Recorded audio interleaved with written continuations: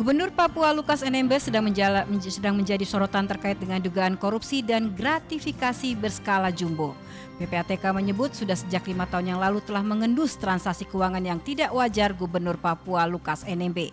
PPATK menyampaikan hasil analisis sebanyak 12 kali ke KPK.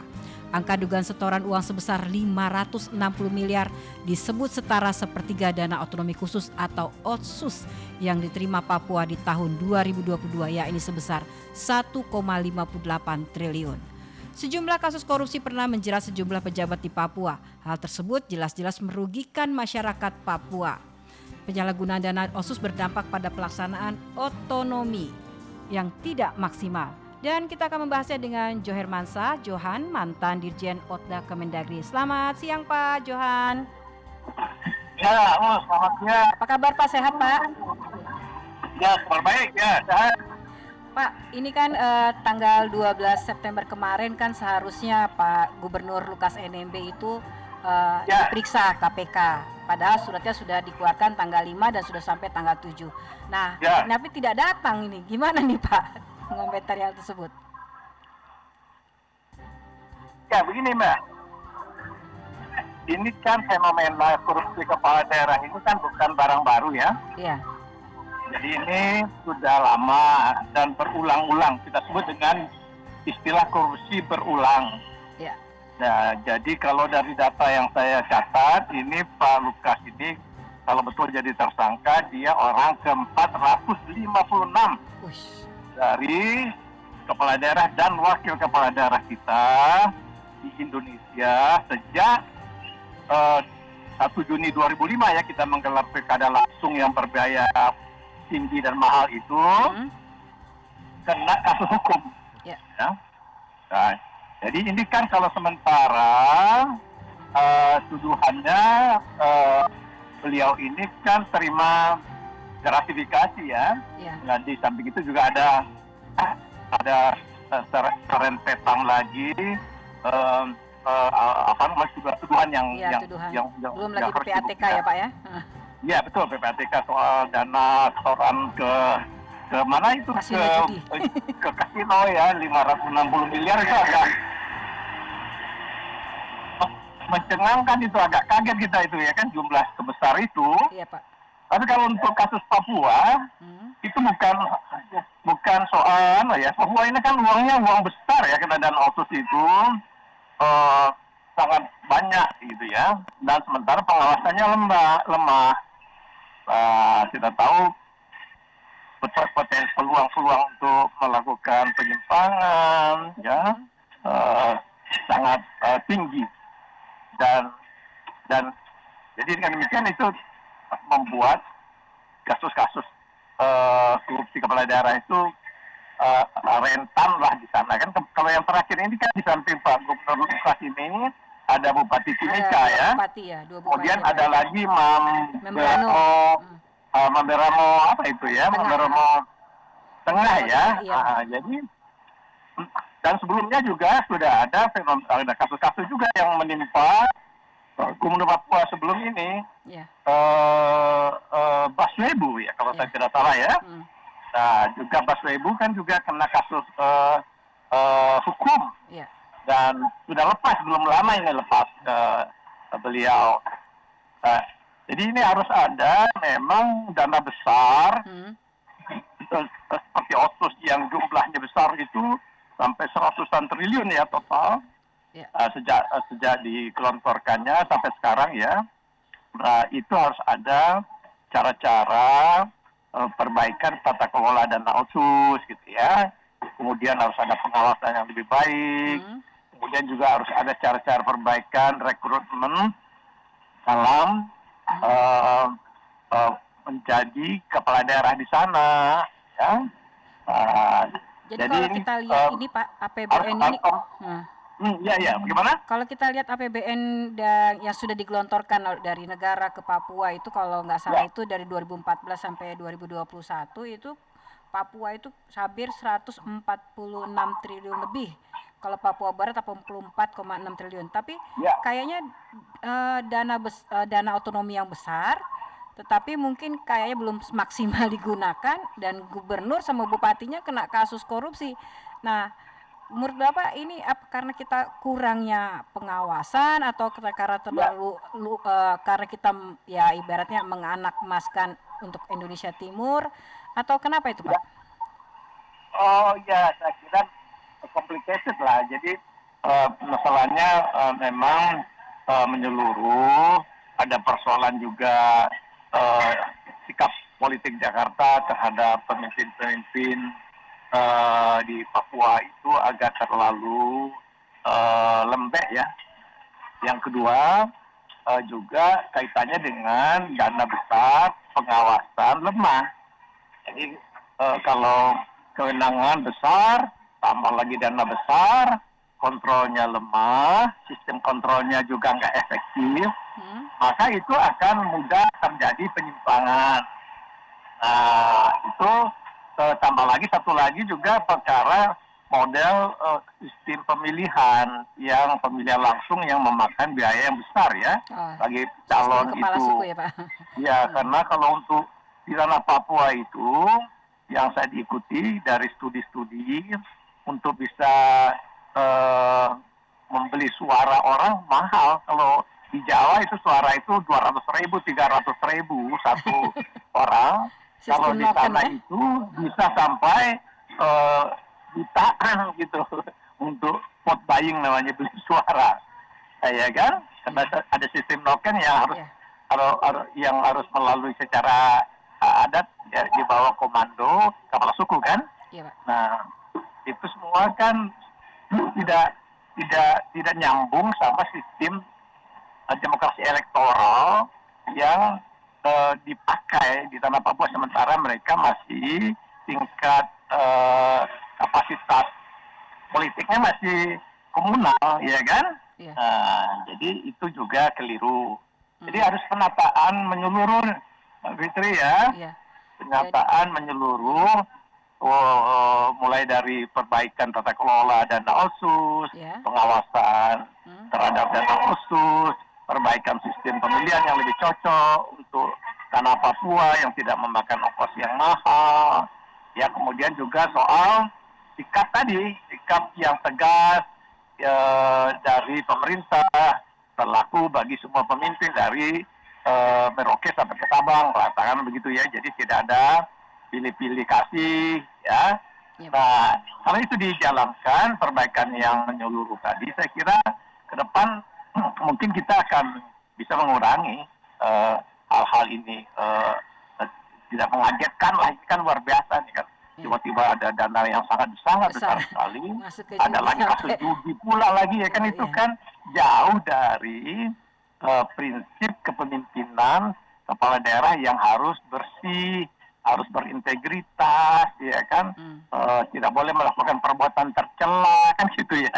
Kalau dalam konsepnya itu udah tercela itu melakukan tindakan perjudian, itu aja udah nggak benar. Ya, gimana? Kemarin ini kan KPK tuh sebenarnya memanggil atas kasus gratifikasi 1 miliar. Tapi kemudian PPATK membuka lagi datanya, membuka lagi kasus ada setoran tunai kasino judi yang sampai 55 juta US dollar sampai 560 miliar itu. Nah, terus kemudian mulai terbuka lagi. Ternyata Pak Gubernur Lukas NMB ini sudah beberapa kali terlibat dalam kasus korupsi, kayak tersangka kasus Pilkada 2017 di Tolikara, pemeriksaan kasus penyimpangan dana anggaran Pemprov Papua 2017. Terus ada dia pernah dipanggil dugaan korupsi dana beasiswa Papua 2016. Artinya bahwa sebelum kasus-kasus itu selesai, ini udah ada kasus baru dan ini tidak lagi mau diperiksa atau datang ke KPK. Bahkan KPK kemudian kalau nggak mau datang ke pusat, ke Jakarta, baik tim KPK yang akan datang ke sana, tapi tolong dijaga pengamanan karena ada beberapa aksi kemarin gitu loh. Nah, Bapak menilainya seperti apa nih Pak? Kan nggak biasanya orang kan diperiksanya kan lebih banyak di Jakarta nih Pak. Oh, itu dari saya melihatnya sih ini berlapis-lapisnya, berjenis-jenisnya, bermacam-macamnya perilaku tindakan koruptif ya.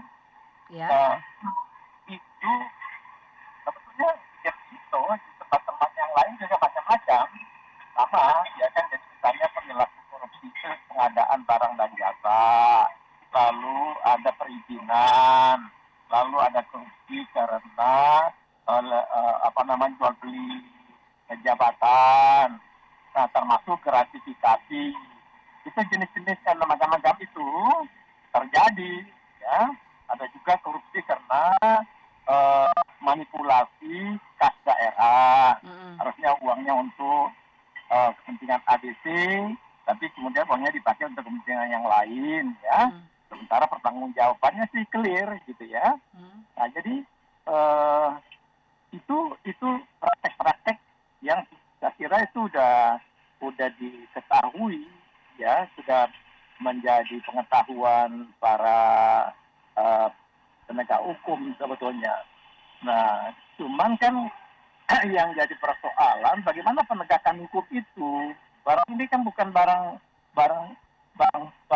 yang baru mendadak, ya kan. Sebetulnya sudah terjadi juga sejak lama. Ada berbagai macam ditenggarai lah, gitu ya. Kan ada juga dulu ada foto-foto beredar, ada gubernur lagi di kasino gitu, ya kan. Itu udah lama, Mbak. Ya. Jadi kita mungkin juga harus memperbaiki cara kita menegakkan hukum, gitu ya. Termasuk juga sampai ke hulunya, nanti ke hilirnya juga, hulu hilir, ya, sampai ke menindaknya dengan keras. Jangan kemudian belum apa-apa 8 tahun kemudian jadi tahu-tahu yang dijalankan cuma 2 tahun, gitu, penegakan hukumnya. Nah, kalau pemimpin bersalah itu hukumannya 2 kali lipat mestinya. Jadi ini sudah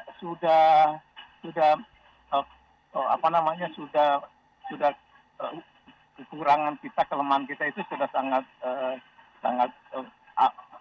luas lah, ya. Jadi maksud saya nanti ini perbaikannya ini betul-betul ke depan ya harus dilakukan secara serius oleh, katakan kalau saya sih mungkin pemerintahan pasca pemilu 2024 lah yang bisa membenahi ini.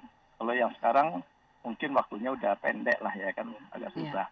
Tapi yang penting sekali adalah kasusnya Lukas ini harus diberesin, ya. Jadi supaya ada kesetaraan dalam penegakan hukum dirasakan oleh para kepala daerah, ya, walaupun memang tidak simpel, sederhana seperti membawa Bupati Mimika kemarin kan juga dapat Dalam akhirnya, 1 bulan September ini 2 bupati 1 gubernur loh, Pak. Bupati Mimika Pak Eltianus Pomelang, Bupati Membramo Tengah Pak Riki, sama Pak Gubernur Lukas NMB.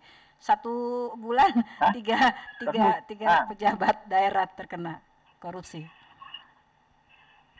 Iya. Halo? Iya, Pak.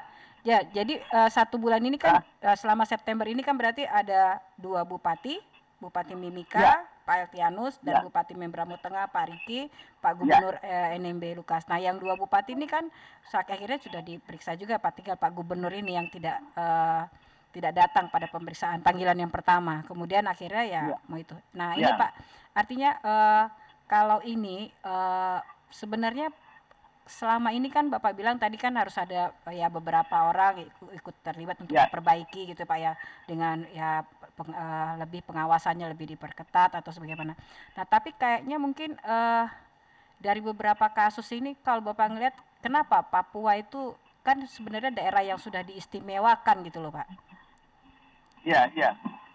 Ya, jadi memang ini karena di situ kan kita tahu budaya politiknya di Papua itu budaya politik kepala suku, ondo hati, kesetiaan primordial, ya, yang absolut lah, ya, kepada pemimpinnya, kepala suku adat itu. Jadi bagi pengikut itu kalau ada pemimpin maka dia tidak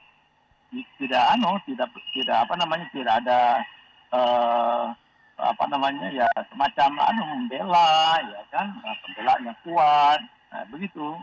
Nah, jadi itu faktor sosial kulturalnya mereka kan, karena Tapi kekuatan yang strong, agak namanya strong leaders ya, kepemimpinan kepala suku itu.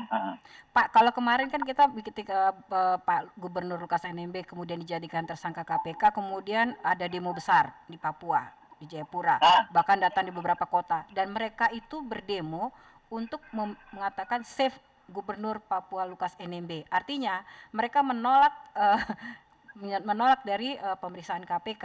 Nah, kalau kita lihat selama ini kan jarang-jarang Pak, paling nggak kalaupun ada demo pengikutnya dikit-dikit aja gitu kan, ataupun jarang.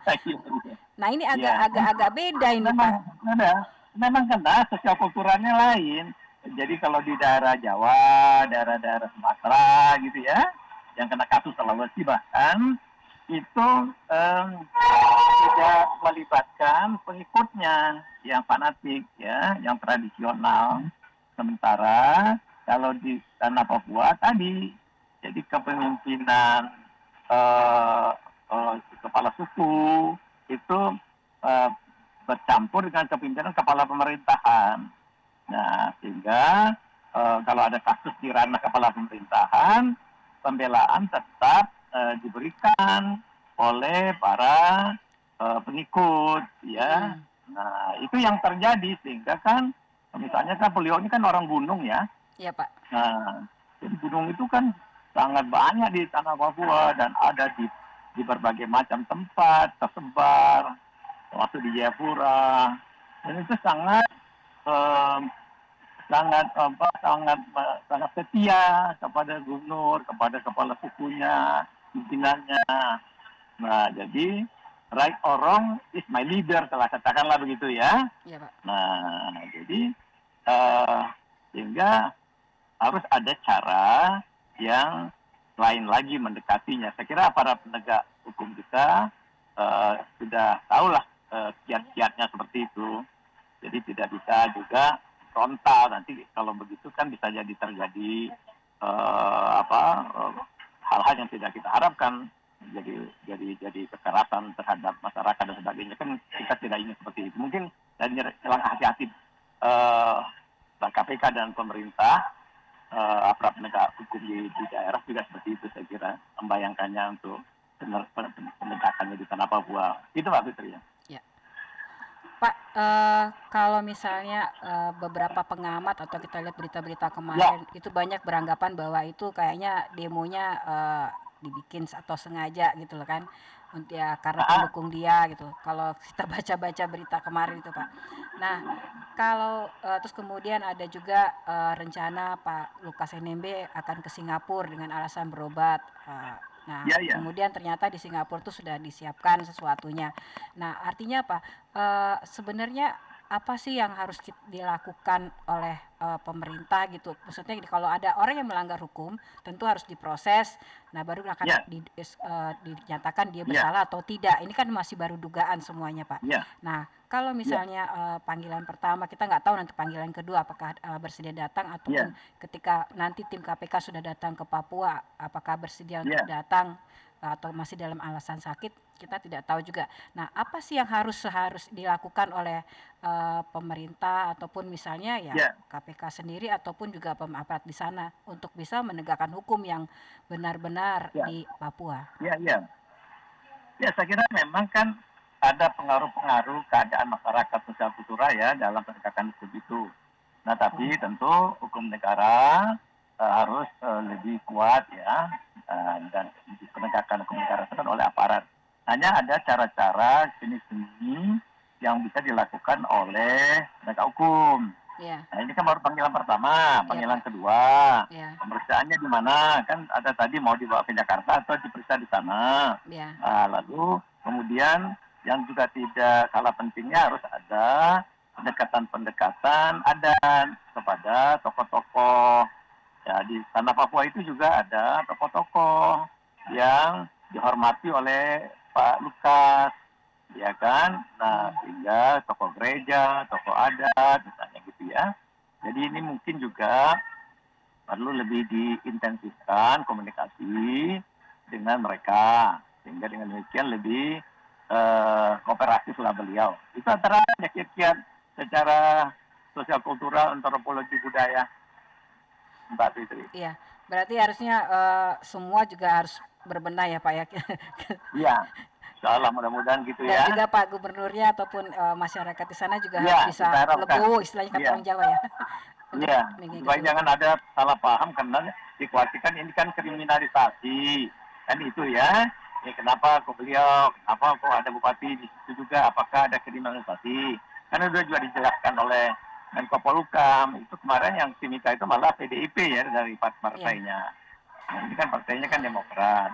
Jadi artinya memang kita harus agak bersabar ya kan, dalam menghadapi keadaan satu masyarakat yang unik ya. Nah, itulah pemerintah daerah itu local government is unik. Nah ini salah satu fenomena keunikan penegakan hukum di tanah Papua. Jadi cari aja cara-cara untuk bisa membuat selesainya kasus ini dengan baik ya. Jangan sampai juga ada kekerasan. Gitu ya Mbak ya? Ya Pak. Baik Pak Johar Mansah Johan, mantan Ya. Dirjen Otda Kemendagri. Terima kasih banyak Bapak atas Ya, sama-sama. informasi dan berbaginya dengan MD Listener. Selamat siang, sehat selalu Pak. Waalaikumsalam.